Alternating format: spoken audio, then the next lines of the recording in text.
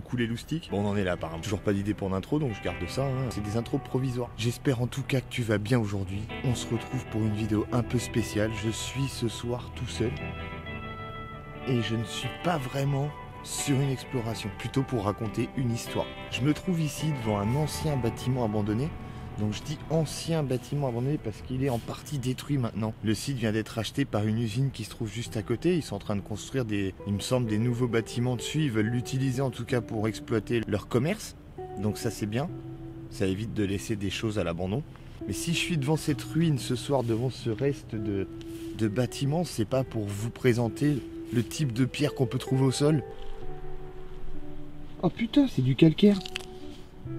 Donc j'ai pas choisi ce lieu par hasard. C'est parce que vous êtes aujourd'hui, à l'heure qu'il est, plus de 12 000 personnes à me suivre sur YouTube, sur la chaîne. C'est énorme. Le chiffre 12 000 en lui-même, il est énorme déjà. C'est impressionnant. En un petit peu plus d'un an, c'est exceptionnel, quoi. Je m'attendais pas du tout à ça. Vraiment pas. Quand j'ai lancé la chaîne, je pensais même pas un jour atteindre les 10 000. Pour moi, c'était juste une chaîne de passion où je partageais les vidéos que j'aimais faire. Et j'ai donc commencé cette chaîne en diffusant la vidéo d'une chose que je fais toujours maintenant, de l'exploration nocturne. Et si je suis là ce soir, si depuis tout à l'heure je parle et que je t'explique ça au milieu de nulle part, là, c'est pas pour rien. C'est parce qu'en fait ici, on est sur le lieu où j'ai réalisé mon premier tournage pour la chaîne YouTube. Un peu chiant toutes les voitures, hein. Et donc la première vidéo que j'ai postée sur la chaîne a été tournée ici, dans ces bâtiments qui sont complètement... Enfin, qui sont en partie détruits maintenant. Elle n'a pas énormément de vues, en même temps, quand on voit le travail peu qualitatif qu'il y a dessus, on peut comprendre. C'était pas terrible au niveau de la présentation, d'ailleurs je suis même pas sûr qu'on voit ma tête dedans, je crois que je filmais juste devant moi. Vraiment un truc basique. Mais je la laisse en ligne, ça permet de voir l'évolution de la chaîne en fait. Et aussi parce que ça fait partie de l'histoire de la chaîne et qu'elle restera là tout le temps, je l'enlèverai pas. Tout comme la deuxième qui est pas terrible, la troisième qui est pas ouf non plus, la quatrième c'est pas exceptionnel, la cinquième... En fait j'ai un gros problème, c'est que je suis jamais content à 100% de mes vidéos, pour moi il y a toujours un truc à refaire et il y a encore une bagnole qui passe.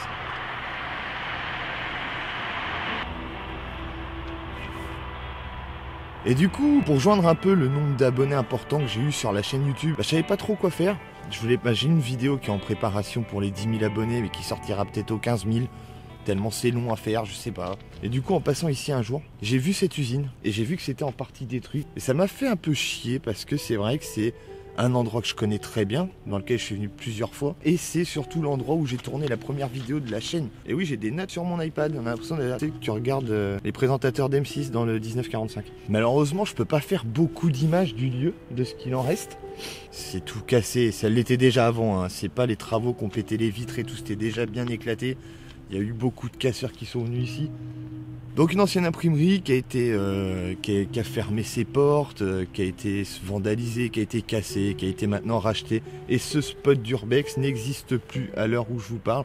Ça veut dire que c'est maintenant devenu, c'était déjà privé, mais ouvert, c'est devenu fermé et c'est en travaux, c'est hyper dangereux de rentrer dessus. Donc c'est même pas la peine. Je pouvais pas faire cette vidéo sans vous présenter le premier lieu, ou en tout cas un des premiers lieux que j'ai visité il y a déjà plusieurs années maintenant. C'est ce lieu en lui-même qui m'a donné goût à l'exploration nocturne de lieux abandonnés. J'aime pas dire urbex parce que c'est pas toujours approprié à ce que je fais. C'est dans cette maison-là que j'ai pour la première fois visité un lieu vraiment atypique qui donnait des frissons, dans lesquels il se passait des choses un peu bizarres. Je dirais pas que c'était du paranormal, mais c'était étrange. Il y avait un truc dans cette maison, des bruits bizarres, hein, comme dans toutes les maisons, mais quand c'est la première, tu le ressens différemment. Je sais pas, c'est ce qui m'a vraiment poussé à vouloir continuer, à vouloir trouver d'autres lieux abandonnés dans ce style-là qui allaient me redonner ces moments de frisson que j'adore.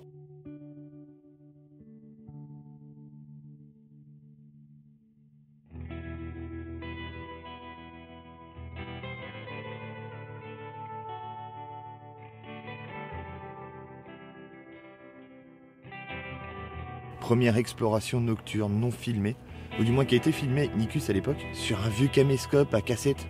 Donc la vidéo n'existe pas. J'ai demandé à Nicus d'essayer de la retrouver et elle est introuvable. Cette cassette est perdue à tout jamais. Je parle de l'histoire de la chaîne YouTube. Je parle de l'histoire de ma passion pour l'exploration nocturne de lieux abandonnés dans cette maison qui se trouvait à l'époque derrière moi, juste ici. Donc maintenant il n'y a plus que le portail et un terrain vague. Ce portail immense qui peut montrer à quel point le propriétaire de ce manoir qui était là à l'époque avait de l'argent, il était assez riche, hein. C'est la seule chose qu'il en reste, c'est le portail et le terrain, qui est inutilisé maintenant. Et la maison qui était dessus appartenait à la ville, ça avait été légué à la ville, et ils ont décidé au bout de quelques années de la détruire parce qu'elle était devenue vraiment trop vétuste.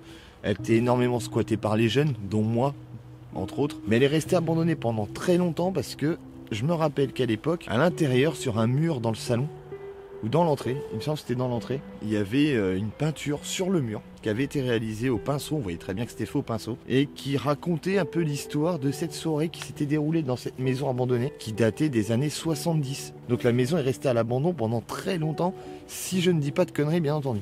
Je me rappelle même d'ailleurs à l'époque que le voisin qui se trouve juste ici, ça a sûrement changé de propriétaire depuis, mais à l'époque, quand on essayait de rentrer à l'intérieur, donc on passait dans le champ par derrière, là on passait jamais par ici, ça c'était la partie avant, on passait pas par là, il y avait un accès derrière où le grillage était ouvert, et dès qu'on essayait de pénétrer à l'intérieur de cette maison, il y avait toujours le voisin qui sortait, et à travers son grillage, il nous filmait avec son vieux caméscope pourri là. D'ailleurs, si tu regardes cette vidéo, il y a très peu de chances que ça arrive, si tu as les images, ça permettrait de faire un best-of de ma première exploration. Pourquoi pas. Ce qui est dommage, c'est que cette maison n'existe plus maintenant. Elle fait partie de mon histoire de passionné d'exploration nocturne, de lieux abandonnés. Ce qui fait un titre relativement long, je suis entièrement d'accord. Je vais te mettre une photo de la maison, à quoi elle ressemblait avant qu'elle soit détruite ou quand elle était encore en fonction. Elle ressemblait à ça. C'était un gros manoir. C'était vraiment très très joli.